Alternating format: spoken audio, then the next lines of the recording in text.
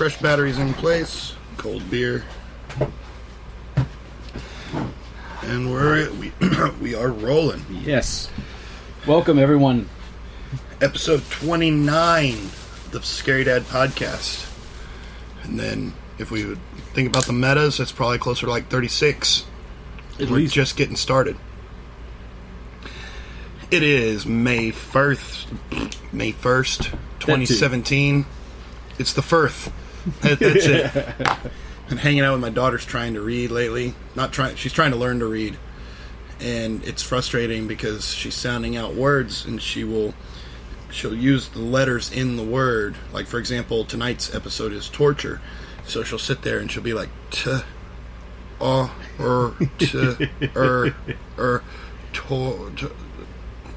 swing set?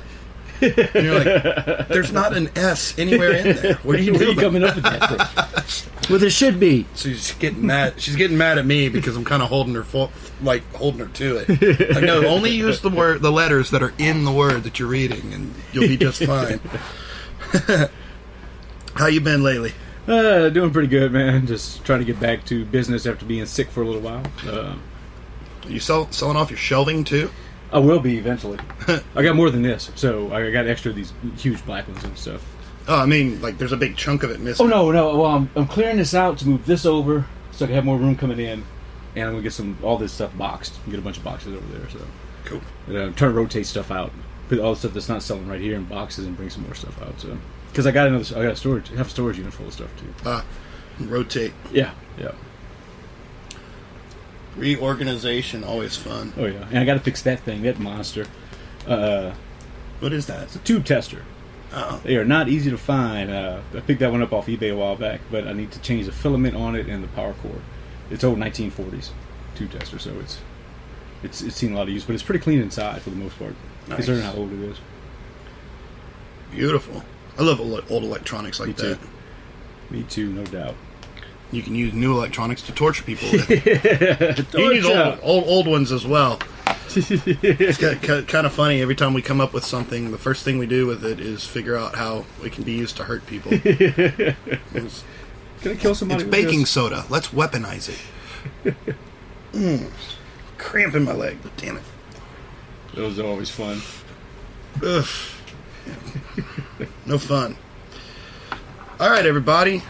Now that we're past our little ADD phase, welcome to episode 29, the promised episode about torture. Yes, in honor for tonight, I am wearing my Clockwork Orange shirt with Alex, who was not only tortured himself at the end of the movie, but did a considerable amount of torturing beforehand. So before we get into that, we are going to discuss the history segment.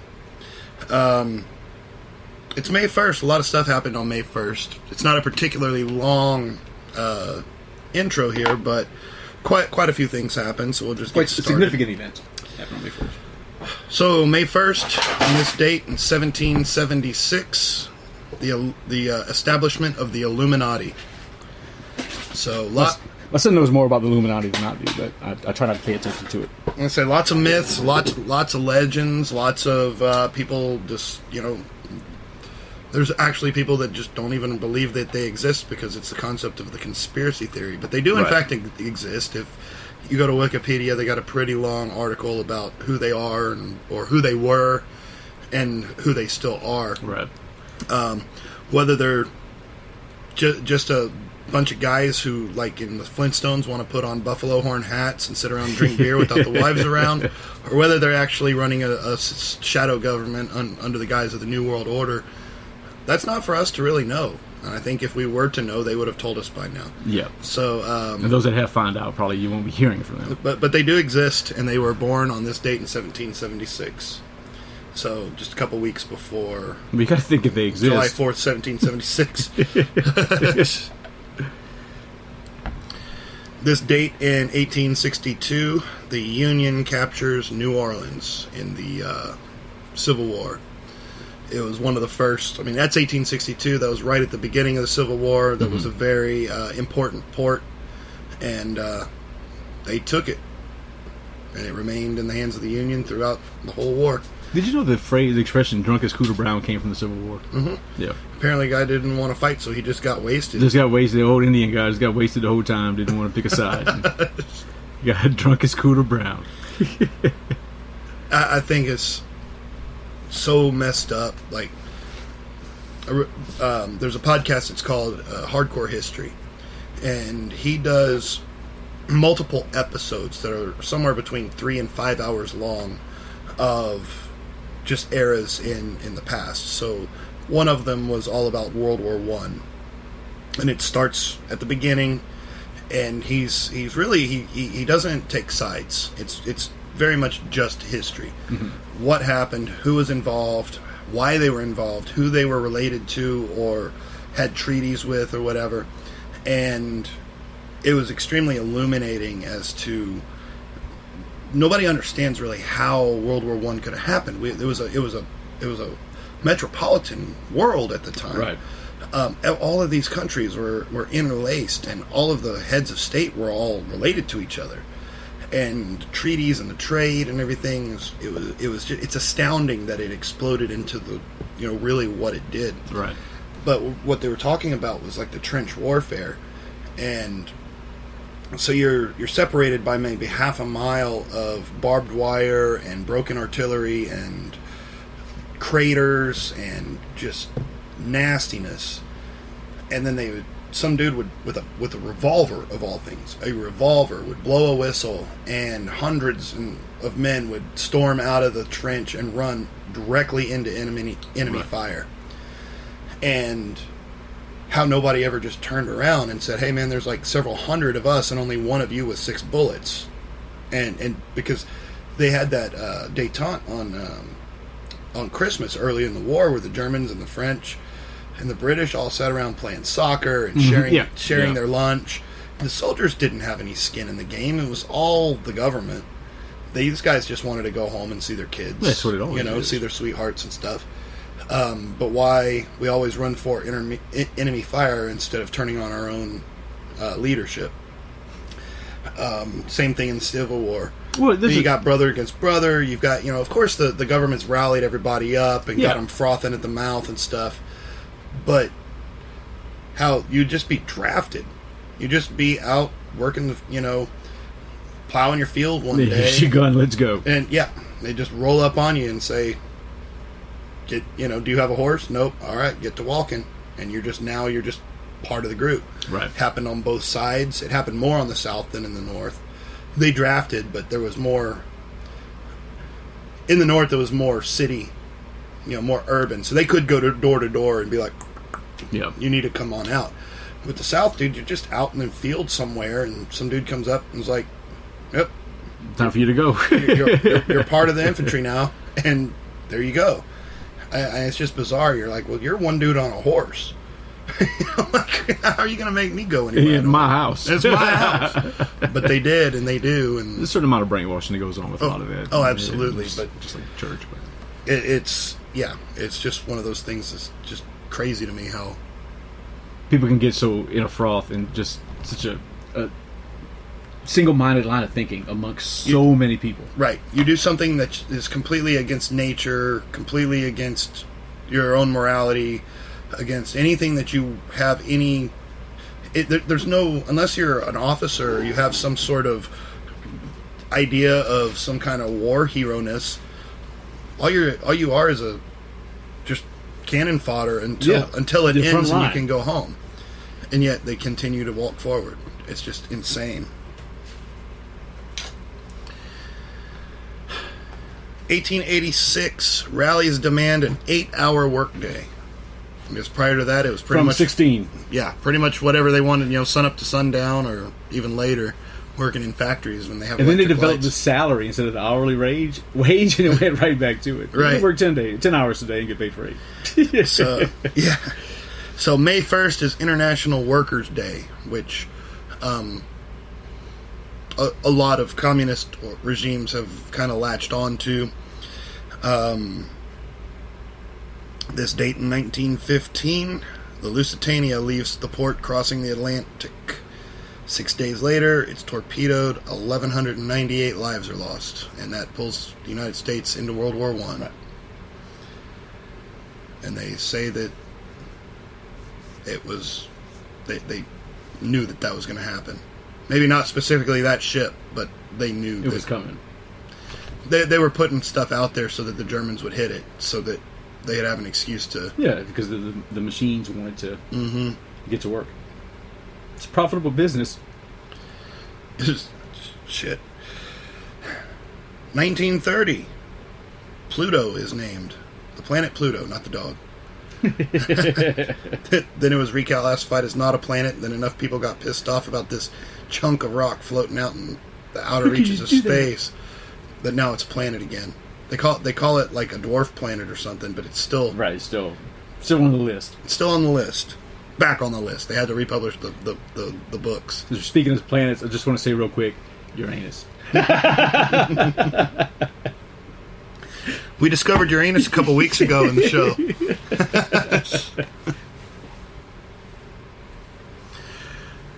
All right. 1945, May 1st, 1945, Nazi propaganda minister Joseph Goebbels and his wife Magda commit suicide. Their children are killed by having cyanide pills pushed into their mouth by their mother. They had 6 children. One of them was off to war. The other 5, aged like 3 years old and up, they were sleeping and their mother shoved cyanide pills in their mouth. His kids just hit me a certain way, dude. And looking, I don't never have really known a whole lot. I've never been real fascinated with the Nazis or that stuff. I know basics, but this guy, he was Hitler's right-hand man. Hitler killed himself.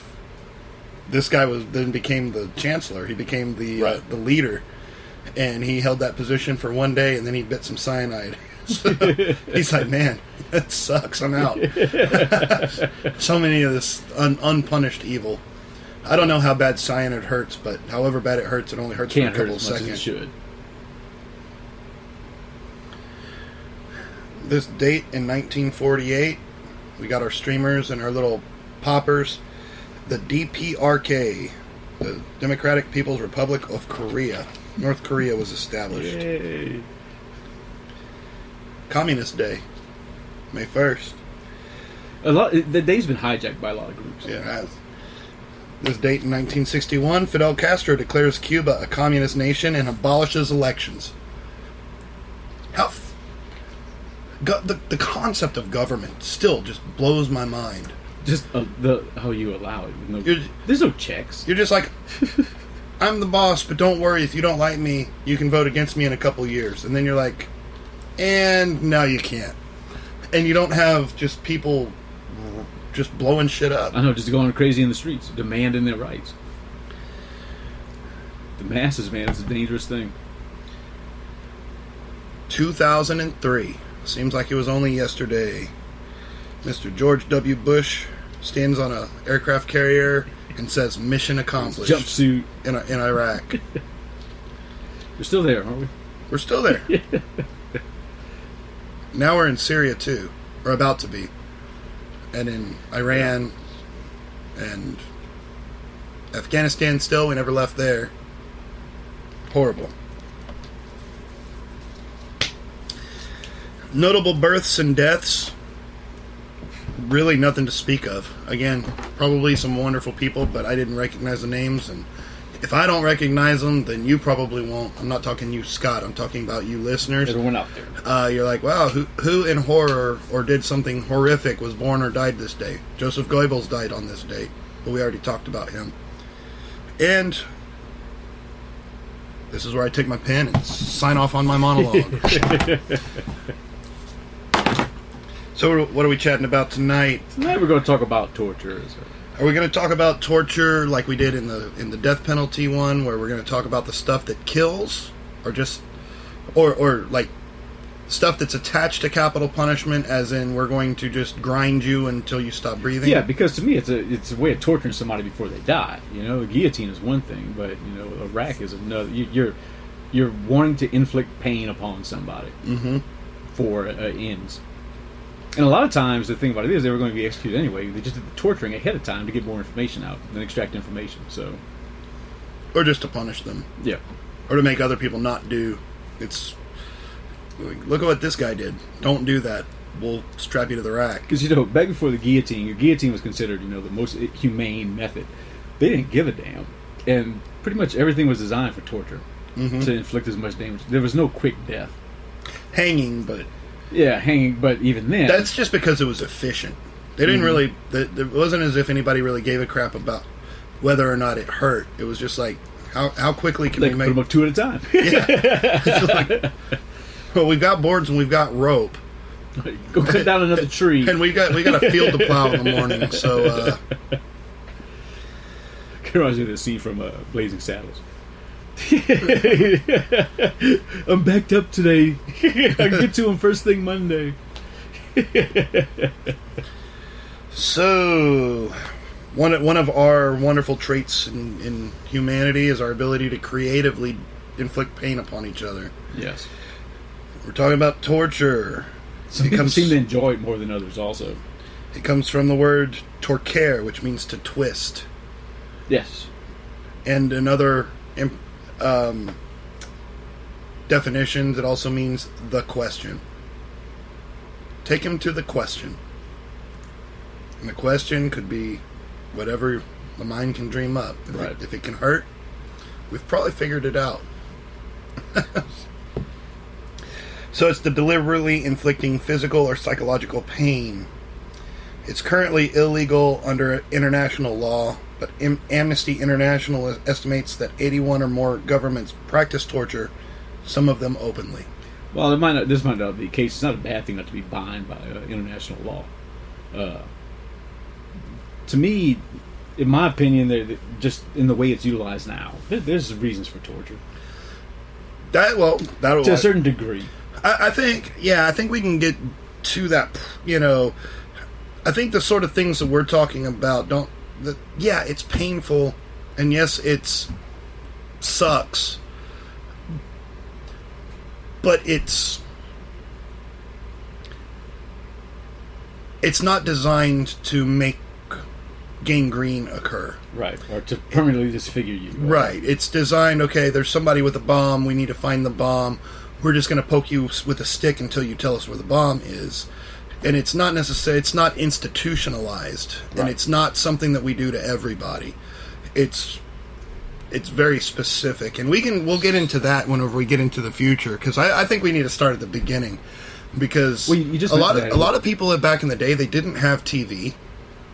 This was entertainment for them. Right. But even before then, it's interesting how it's kind of made a circle.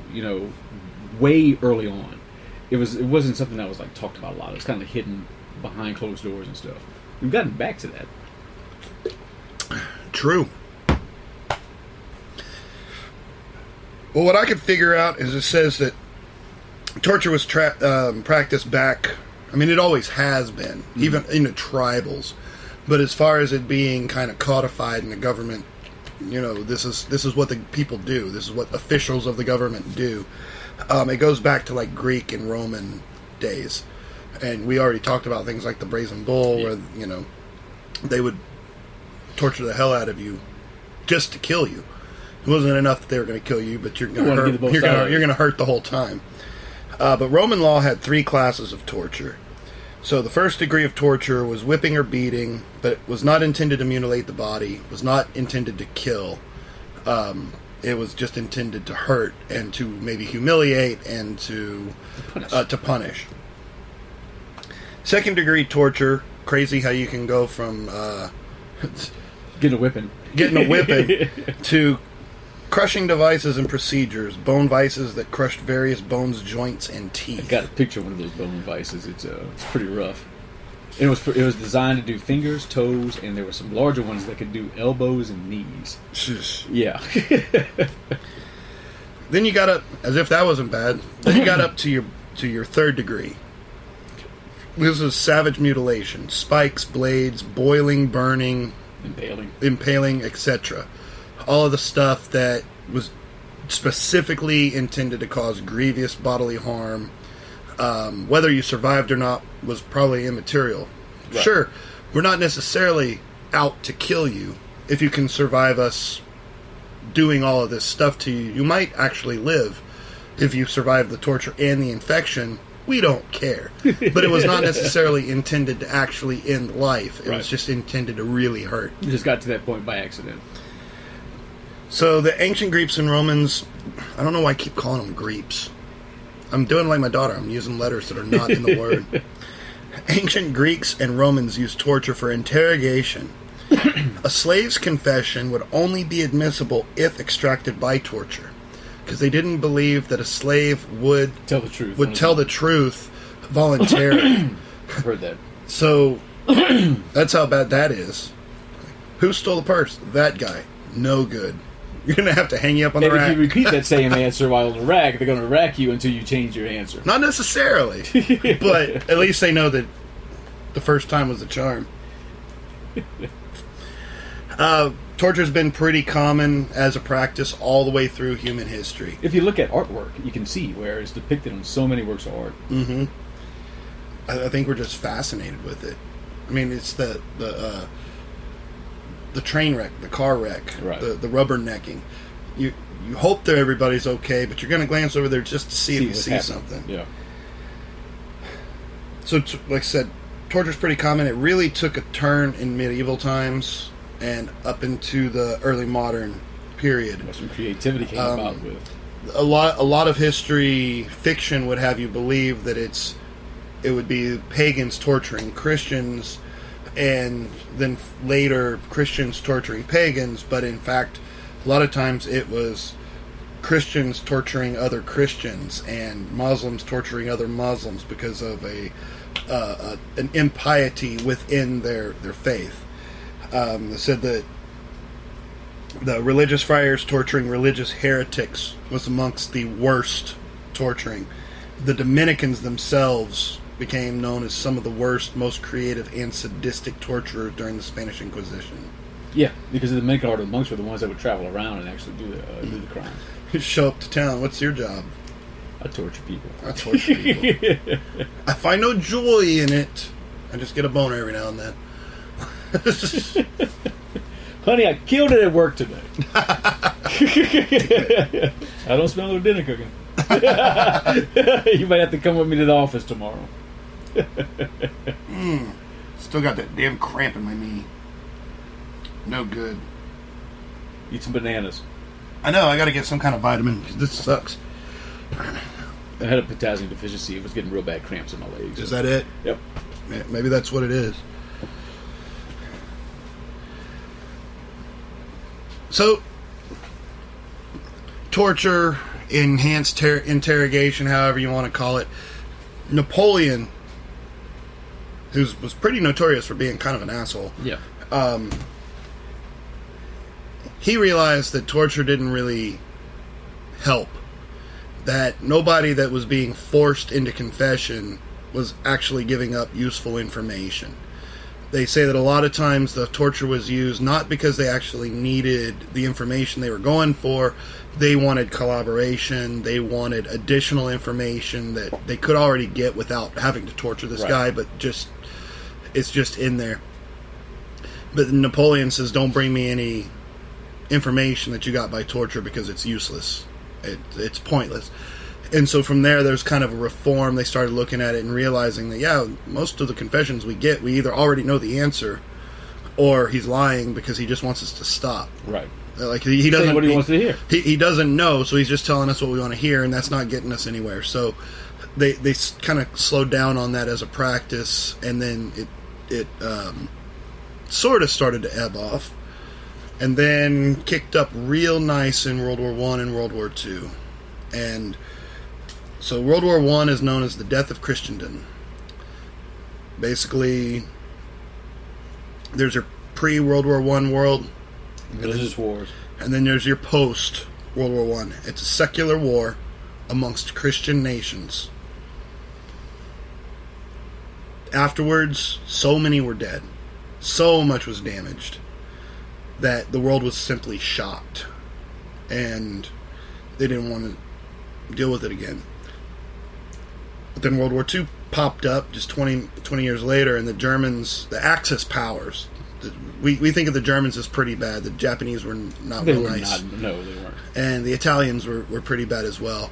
But a lot of that stuff was not public knowledge until after the war, but they were vicious. Medical experiments, eugenics, sterilization, psychological torture, concentration camps, and all that entailed. To where whenever a lot of that came to light, there was international consensus that torture is not good. Torture is wrong, and we shouldn't be doing it. So, well, it was the most public mass torturing, I guess you could say, that we had ever had. Absolutely. More people were aware of it all of a sudden. So, post World War II, everybody kind of signed the pact that, we're not going to do that, and we don't do that. Now, not everybody signed the pact, and you had some rogue nations, rogue states. I don't think anybody's ever thought that perhaps the Soviets didn't torture a few people here and there, and the Chinese, they're pretty good at it, but most of your Western Bloc nations, at least on the surface, say that they don't do it. And then we get to enhanced interrogation. So you can talk about, you get into your research and you talk about your different techniques and your different devices, and then whenever we get to the end, we'll decide whether or not the dunking booth is the same as the rack. Right. And we'll have a lively debate on that one. Okay. We'll talk about a nice little list of methods of torture through time, just things that they used to do.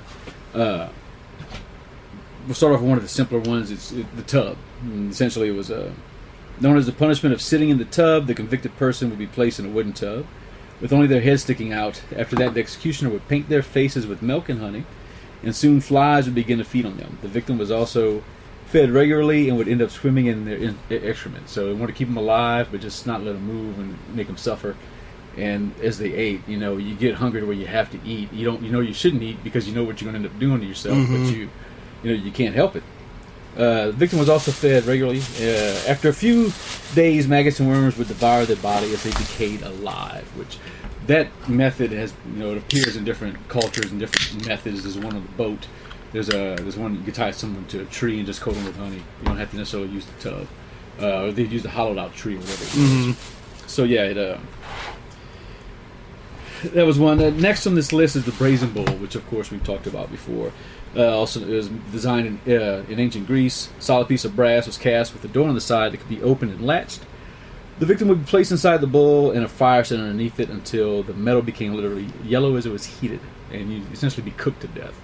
So this was one of those methods of execution, which could also be considered a method of torture, because it was designed to inflict as much pain as possible. Impalement.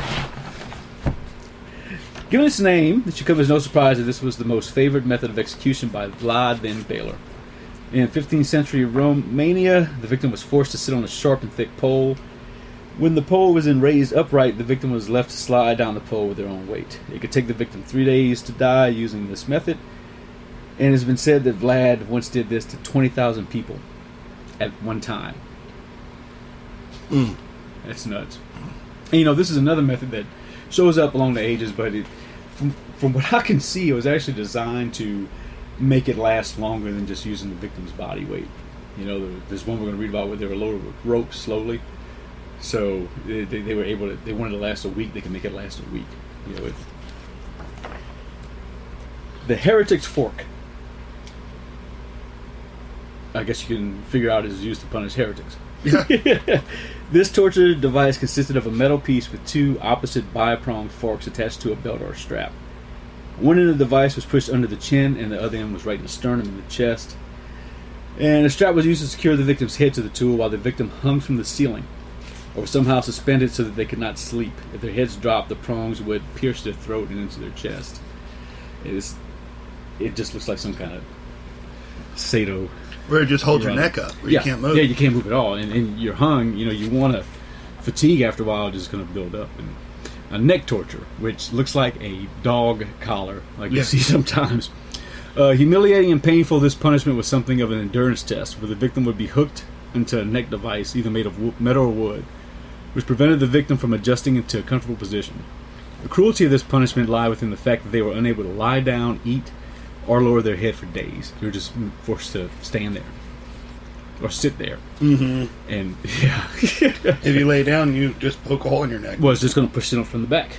And you can go right, yeah. It's, And a big one on this list, which we talked about in our episode about this being probably the worst of the worst, is crucifixion.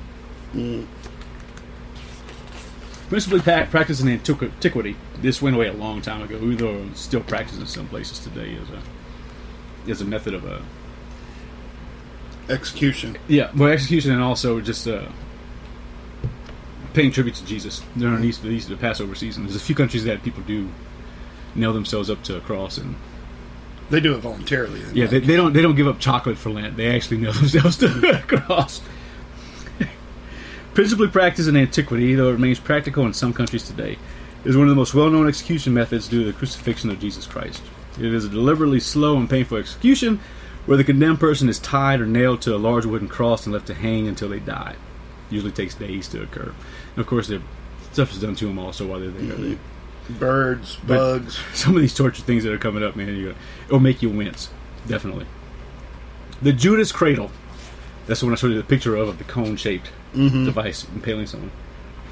Closely related to impalement, this gruesome punishment entailed having the victim sit on a pyramid-shaped cradle, which is very wide, after which they would be forced down on it by ropes with the intent of stretching the victim's orifice over a long period of time. Stretching it to 2 feet. To add to the overall humiliation, the victim was usually naked, and the device was rarely washed. So if the torture didn't kill you, the infection you contracted would. It's just bad. Lead sprinkler. You ever heard of one of those? Whoa. You know when you go to church and they spray the holy water? Essentially, you would have molten metal or hot oil, hot grease flung on you, poured on your stomach and everything. Usually filled with molten lead, tar, boiling water, or boiling oil. Tar would be, man. You ever cooked grits? Mm-hmm. You ever had grits fall on you? It's like napalm. Bacon grease or oatmeal or just something viscous like that, and like tar would be just. The more you couldn't get it off. You try to wipe it off with something next. Well, that's why they say like cartoons have made the concept of tar and feathering kind of funny, but apparently it was more or less you'd die from that. Mm-hmm. Not necessarily. I mean, you might not die that day. You get an infection from the burns. But yeah, the tar would burn you, and it would be stuck to you. Then they put feathers on there, and you'd have like basically the feather quills stuck through the tar, scratching your skin, and there's no way to get it off. You have to wait till it wears off. Right. There's no soap that easily removes tar. And if it dries, it's going to pull skin and flesh. Yeah, and so you're trying to get that off, and all you're doing is moving it around like mud. You're spreading it, pressure. You're wiping it in. And it could like essentially just kind of wreck your skin so completely that you'd acquire infections and die. Yeah. Being tarred and feathered was not a funny thing to have happen to you. No. In this particular device with its hot liquids in it, used to torture victims by dripping the contents on their stomach or other body parts like the eyes. Using this device, the torturer would proceed to pour molten silver in the victim's eyes, which resulted in agonizing pain and eventual death. That would suck. No, yeah. Have you seen Game of Thrones?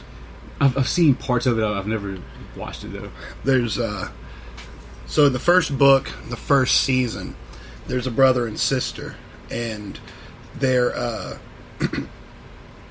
they are the final heirs of a king that died years ago, and his entire family was rounded up and murdered. They somehow survived, and they're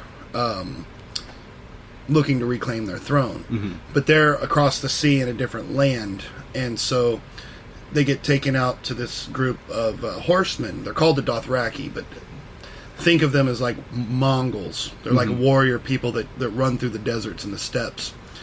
And the girl is sold to the king of the Dothraki as his wife. And then the brother, who is like, I'm the king. You know, he's like, I give you my sister, you have her, do whatever. Give me my crown, give me my crown. And they're all kind of like tolerant of him for a time, but then he throws a fit at one of their meetings, at one of their parties. And these people are so warlike that at a wedding, like if 2 or 3 people don't get killed, then it's a shitty wedding. This is just kind of the way their culture is. So he keeps bitching about wanting his crown. And finally the king stands up and he's got this big-ass gold belt that he's been wearing. And he throws it into a pot and it melts down. And then he gets the thing and he gets his warriors to hold him down and he walks over and he pours it over his head. And he just pours molten gold on the dude's head and he's like, there's your crown. Damn. Pretty rough. Oh, yeah. But killed him pretty quick. You can't imagine just silver getting there. Just drip, drip, drip. God. Here's one you'll recognize this name, the Iron Maiden. Torture device consisted of an iron cabinet with a hinged front, like just a little stand-up closet. A spike-covered interior sufficient enough to enclose a human being. Once inside its conical frame, the victim would be unable to move due to the great number of steel spikes impelling them from every direction. And the way the interrogation would happen, the interrogator would poke them through holes with a stick to make them jump. To move around. Yeah. I've read that actually was invented and later by traveling circuses, that it wasn't actually real. They'd make it seem as though someone was getting in it and be... Well, no. That the torture device itself was a later invention of people trying to make torture devices that looked like old ones. Okay. As if the old ones weren't horrible enough, they had to come up with something. Which I'm sure that on this planet Earth, that someone has died in an Iron Maiden. Oh, yeah. I can guarantee it. Someone put someone in the wrong size and the wrong one. Coffin torture. It was a preferred torture technique in the Middle Ages. It was known, the method involved placing the victim inside a metal cage roughly the size of the human body, and that's why they call it a coffin. The torturers also forced overweight victims into smaller cages to heighten their discomfort as they hung from a tree or the gallows. And they would just let them sit up there till they died. And it says that they would normally be left up there till the crows came to eat. Mm. Imagine just being up there screaming for help. Nobody can help you. Psychologically, that would just be horrible. The thumb screw, which we talked about a little while ago. We know about those. Method of breaking appendages. There are many variations of this device. The thumb screw or pillywinks all function the same. They were designed to slowly crush only the fingers and toes, but they built the bigger ones for joints, elbows and knees. And there was also a head crusher, which could do the same to someone's head. Like Uncle Fester. Yeah. he put himself in that vice, yeah. vice to give himself a pop skull. I feel much better now. His primary intention was to extract confessions from victims, and it was first used in medieval times. Medieval times. This one is kind of a broad category, but it just refers to rope torture. A rope is the easiest to use of all the torture devices since it's easy to find. And it can be fashioned to inflict a number of terrible retributions. It can be used to tie a victim to a tree, leaving them exposed. It can be used to hang victims at the gallows for entertainment purposes. And it could be fashioned to restrain the victim's limbs while attaching the other end to horses, which would then be made to run, severing the limbs. Drawn and quartered. Mm-hmm. That one, just the picturing someone being drawn and quartered, just... There's a video, shit. There's a Faith No More video for Midlife Crisis, and he's being pulled by horses. And he's like singing the song as the horses are like pulling him, so he's kind of just going back and forth like this. And, it's flashed through with all kinds of other imagery, but when you see him, you see the horses, and it's... Then finally you see them like all four and like going, they're just off in different directions. I mean, it would work. Oh, yeah. It's similar to what happened in the movie The Hitcher. Remember when he comes out of the hotel and he's holding an 18-wheeler to the trailer. Yeah. Yeah. And she's tied to it, and he... Man. Like, you took the top half of my girlfriend, you sadistic bitch. Next on our list at number 13 is one that was designed to be humane, the good old guillotine.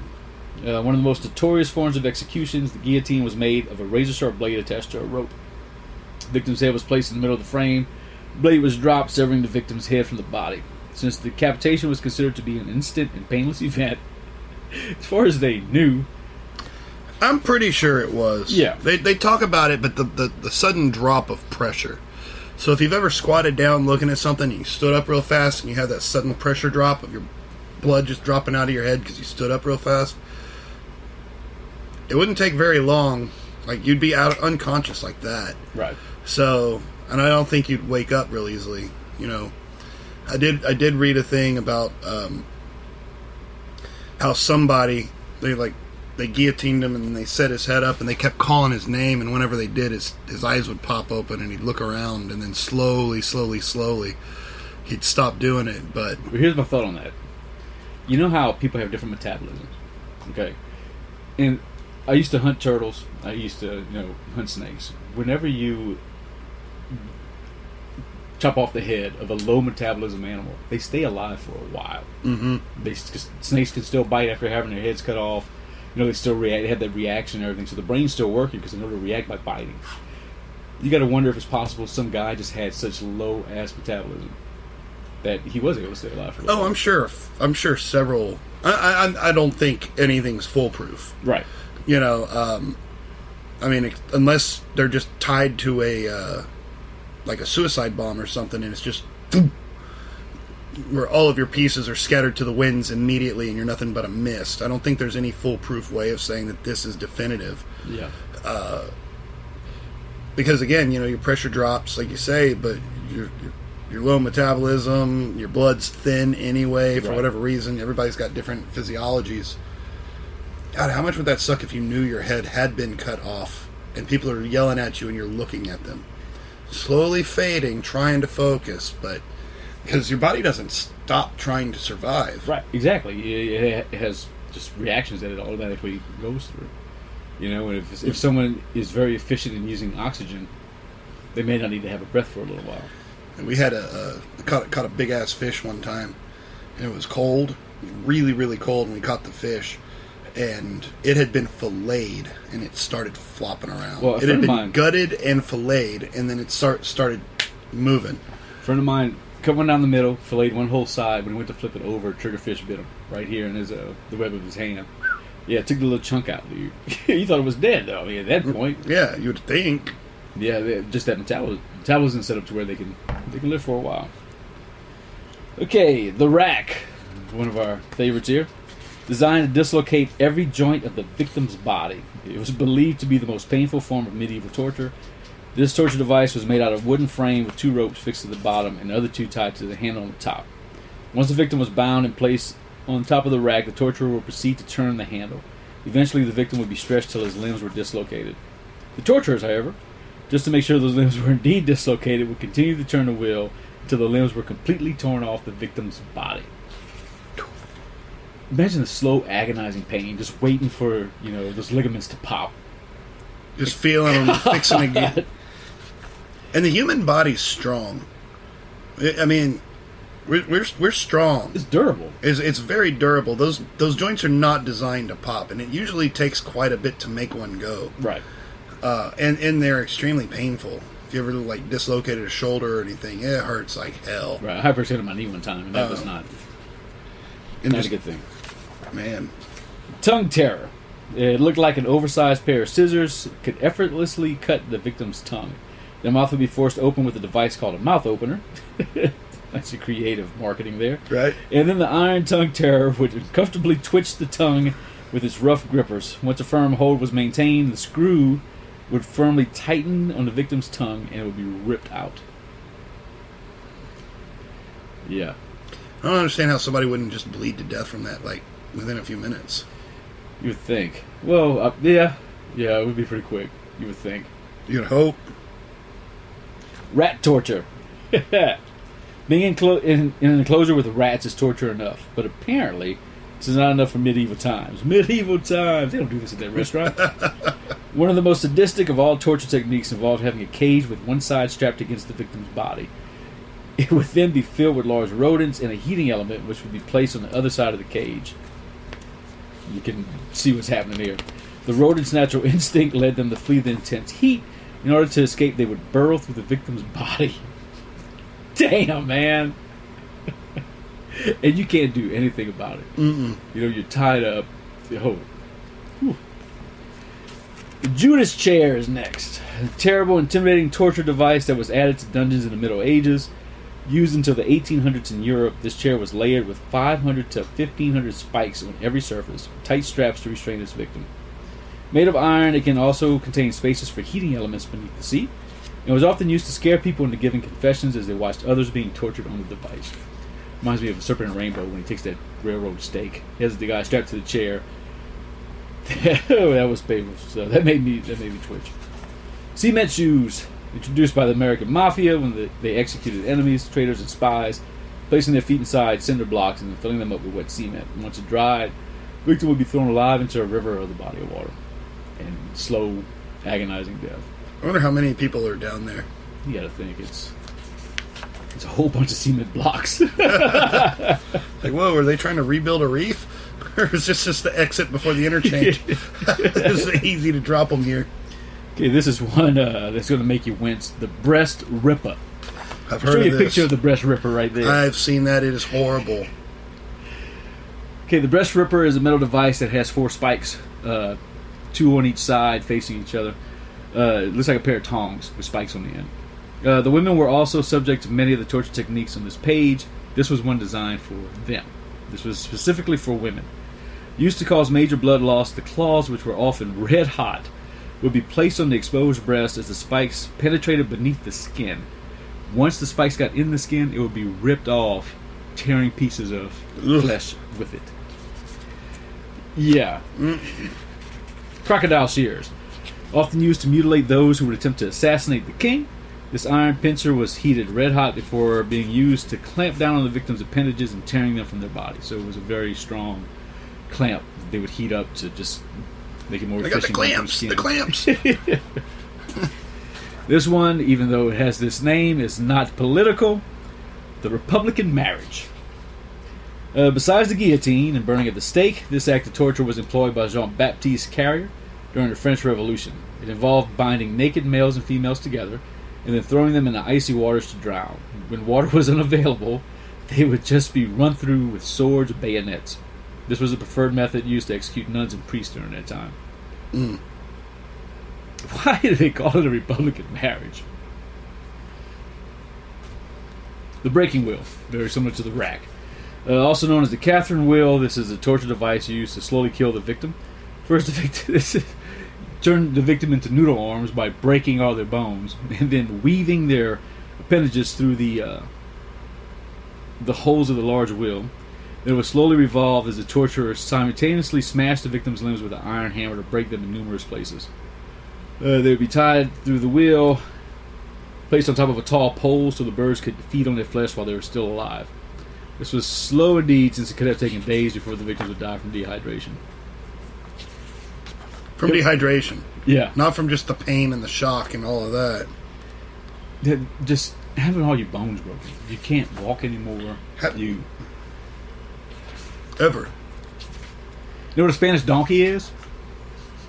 Enlighten me. That is a picture. It's a sawhorse with spikes, essentially. One of the torture devices during the Spanish Inquisition. The Inquisition. Every time I hear the word, I think of Mel Brooks.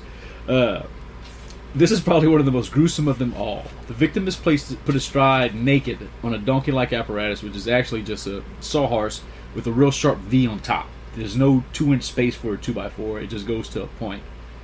After that, the torturer would add varying weights to the victim's feet until finally the wedge sliced through the victim's body. It's another one of those that... It's like an axe. But you know, I honestly it's like a big upside down that axe. wouldn't be as bad as the next one, in my opinion. Saw torture. In this method, the victim is hung upside down so that the blood will rush to their heads and keep them conscious during the entire torture. Torture would then saw through victims' bodies until they were completely sawed in half. You know, a serrated knife, when you cut your finger, hurts a lot worse than a straight edge knife. It does.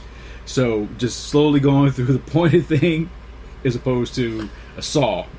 And you gotta imagine just a sadistic mind of people. How you've got...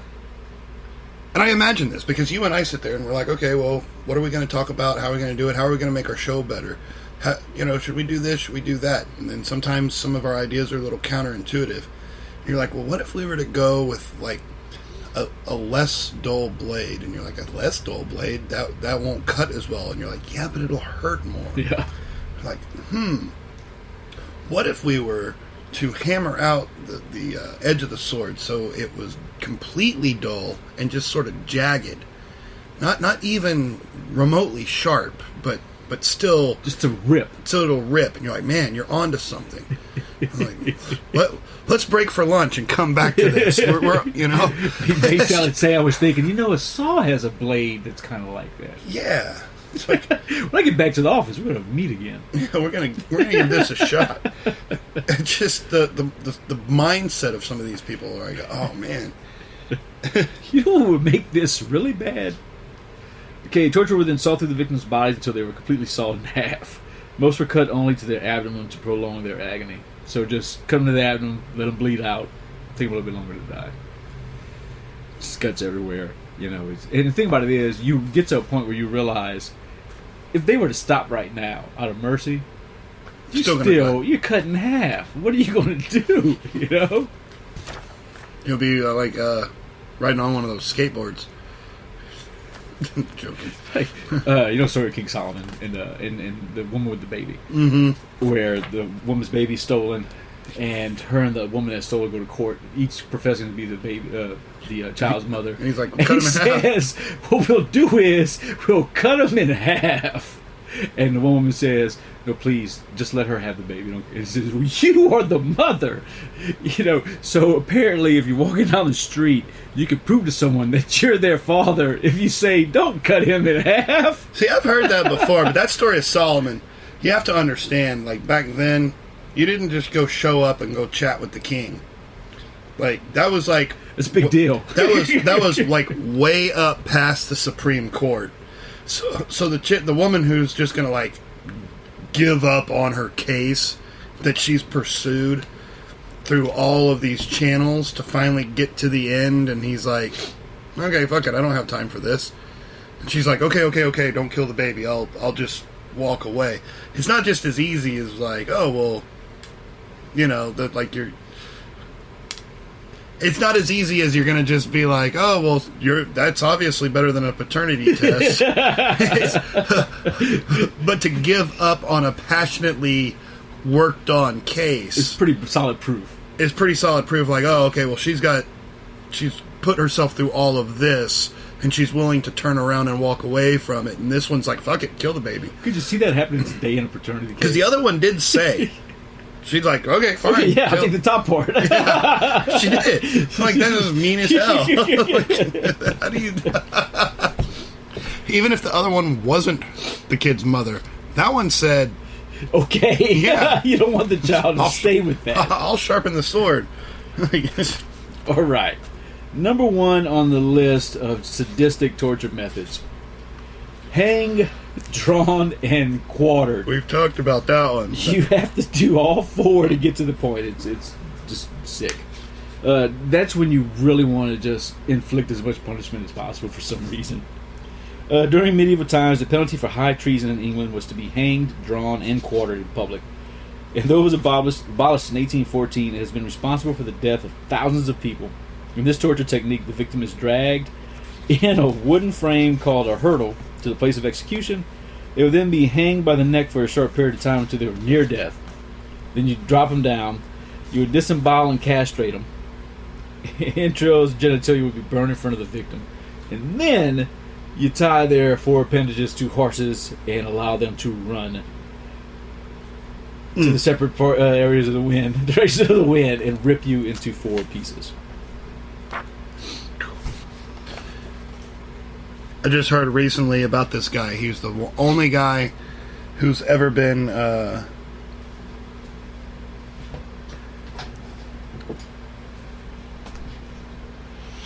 never mind. It wasn't him. It was a different guy. It's Lieutenant Dan. This guy, the Brodequin. It's basically a crushing device. Right. He suffered the Brodequin so severe that the marrow of his bones oozed out of his broken limbs. Ugh. Imagine squeezing marrow. It's like a ketchup packet. It's hard to get marrow out of bones. Yeah. Like, even fresh It's bones. a very rough surgery to do that. Uh-huh. And it's just oozing out. Ugh. You know, remember my dad? He served in Vietnam as a swiftboat gunner. And one of the things they had taught him while he was there was how to psychologically psych himself out to where he would almost have an out-of-body experience. He could just induce it upon himself to where he just wouldn't be aware of what was happening around him in case they ever got caught and they were tortured. We actually played a game on it when I was a kid. He died when I was 9, but I remember like being 7 and 8. He would put himself in this state, and we would try to wake him up and make him blink. And we would do shit like burn him with his lighter. It was just some real, and he wouldn't move at all. But you got to think, that's not going to help. Mm-hmm. There's no. Well, you couldn't put yourself in a state to where you're just not aware of significant pain like that. Well, the body does have shock. Yeah. So, like, we've talked about the sharks, you know. I used to just be obsessed with books about shark attacks. But after a while, they just kind of read like a repeat. Victim died from shock and loss of blood. Shock, loss of blood. Shock. And shock, it's really, really bad for people to go into because it's basically the body shutting itself down, preparing for death. It's a defense mechanism. It's because the body doesn't want to hurt. If it knows it's not going to survive, it pretty quickly takes you out of the situation. Yeah. A lot of these were designed to overcome shock. Mm-hmm. It's slow enough that it hurts really bad for a little while, and then they let it ebb off a little bit, and then they tighten down some more and ebb off, and it's kind of like traction, where your body will naturally resist like if you go to the chiropractor, for example, if you hang on a upside down table, right, yeah. You hang up on the upside down rack, that doesn't really help pop your back into place or straighten it, because your muscles resist that. So you have to get on a traction device, and what it'll do is it'll pull you a little bit and then let you go, and then pull you a lot and let you go, then twist you this way and pull you a little bit and then let you go. So it tricks the muscles into not resisting. Right. And that's how the therapy works. Because if the muscles are resisting, all it's doing is locking up and holding you in position until you release it. Right. So a lot of these devices were designed to overcome your body's natural ability to block out pain. Because, maybe you finally went into shock over the whole foot thing. Oh, cool. They'll bring you some wine. Well, just like the one with the tub. They feed them. They'll bring you a cold rag. They'll let you sleep. They'll give you a day or two. And tomorrow they'll show up and put the thumb screw on you. And your body's not attuned to the pain, and your foot might be numb. Right. When they gavel down on that thumb, it's going to wake you up real quick. so that's the messed up thing, is there's just no escape from some of these. No. We were talking about Japan already. They had some very inventive ways of torturing folks. This one just looks like he's getting a spanking, but that's probably not a good thing. No. The cane. Not with the cane, right. Ow.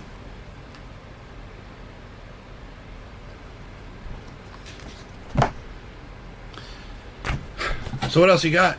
That's it. As far as that was my list. Just some of the more gruesome ones. 20th century torture. 20th century torture. So you said in certain situations that torture is necessary, and I agree. In certain situations, it is. I would be remiss if I didn't stay consistent, and that I do believe that some people should just be erased. They should just. But at the same time, I believe the state is an immoral entity.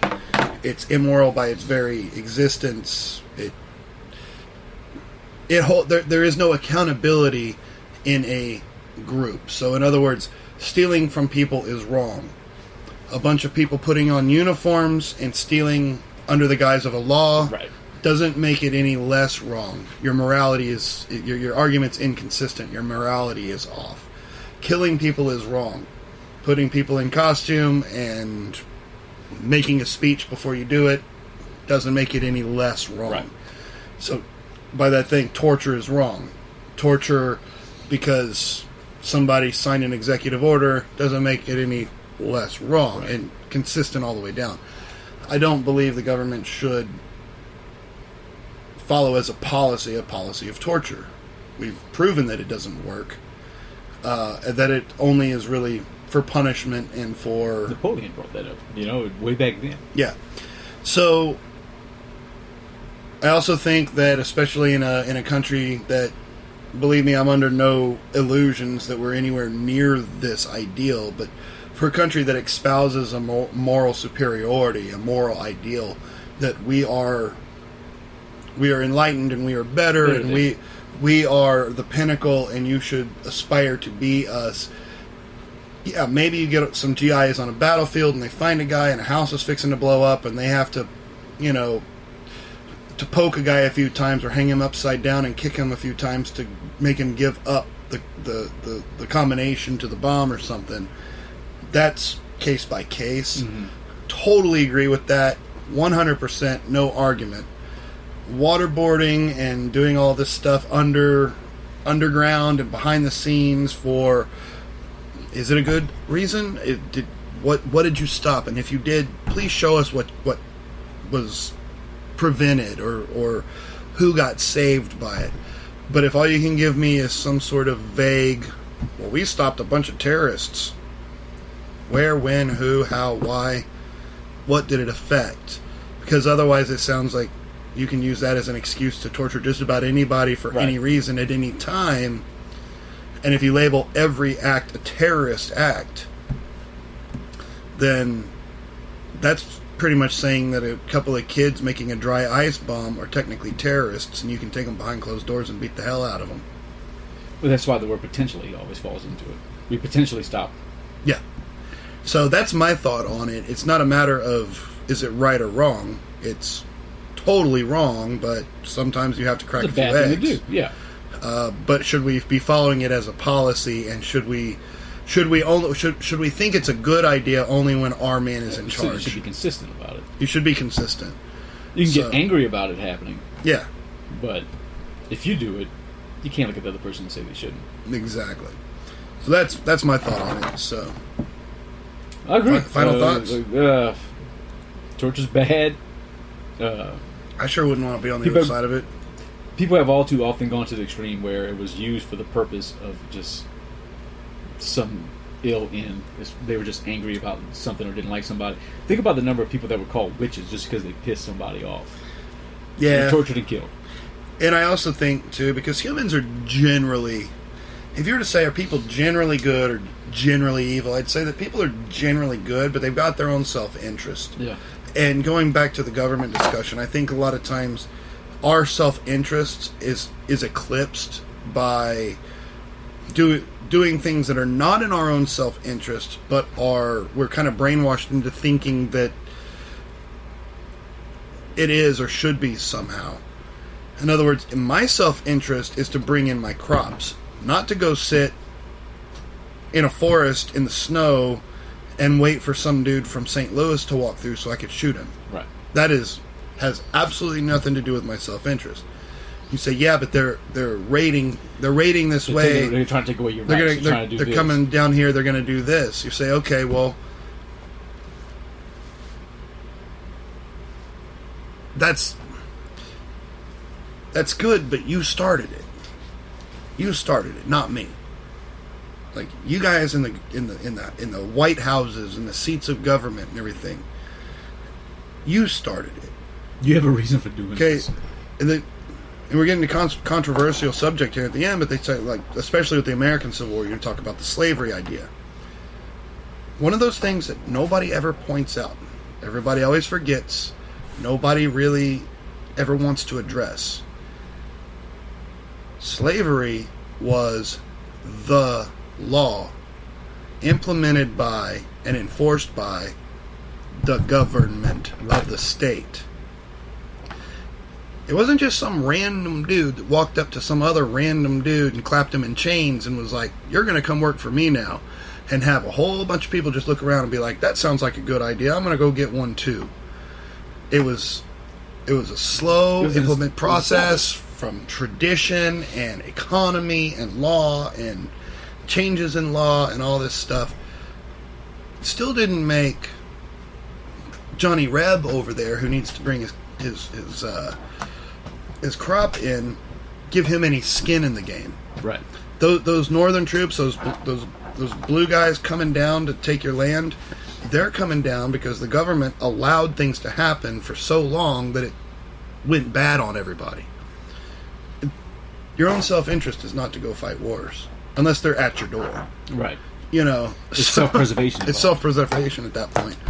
So there's so much that people do under the guise of with really good intentions or to prevent a slippery slope, to keep something worse from happening, which then just causes you to roll in and eventually you have the Catherine wheel or the Iron Maiden. Right. With that, I think that's a good episode 29. What do you think? I think so, man. We got our exit music also. Wild Stallions rule. As always, guys, like, comment, share. If you like this episode, let us know. And if you didn't listen to the episode and this is coming at you from the ether or whatever, we're going to be giving away this nice little book on the history of torture. We'll post the what you have to do to get it on Twitter, Facebook, and the other social media platforms here in the next couple of days, basically. And also, before we close out, just want to remind everybody, a couple of weeks we got Comic Palooza kicking off out here in Houston, and we'll be out there promoting ourselves a little bit, working with the con, and seeing how we can make the experience better for you. Absolutely. Come up to us, find us. If you don't see me, find Scott. He'll have a microphone walking around. Let us know on Twitter or Facebook or anywhere if you're going to be around, and we'll make sure to look for you. Maybe we'll grab some dinner. Oh, yeah. Awesome. Stay scary, guys. Later.